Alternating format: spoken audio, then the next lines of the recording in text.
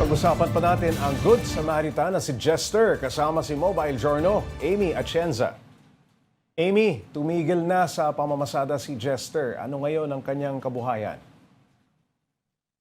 Sa kasalukuyan, Pops J, si Jester ay isang marketing associate sa isang company, motorcycle company dito sa Pilipinas. Kaya yun ang pinagkakaabalahan niya ngayon.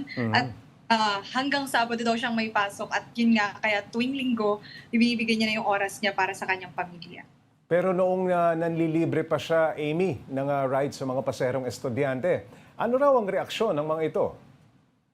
Actually, syempre, yung isang nga nag-post, si Ana daw, Pops J, siya yung nag-post, kaya nag-viral si Jester, Oo. talagang thankful siya at hindi siya makapaniwala na ganun nga ang ginawa ni Jester. Na marami din daw nag-PM sa kanya, mga kaibigan at mga netizens na lang din talaga na sinasabi na good job daw, congratulations, kasi ganun yung naging pinakitang ugali ni Jester.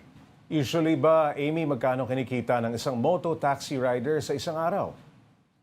Sa loob ng isang araw, Pops J, isama na natin, ay ihiwalay na natin yung mga panggas nila, minsan yung mga pang-toll din, tsaka yung pang-maintenance. Sa isang araw, mga 1K o 2K lang yung kaya nilang kunin. Pero Jester, Pops J, 1K ay sapat na para kumita sa isang mototaxi.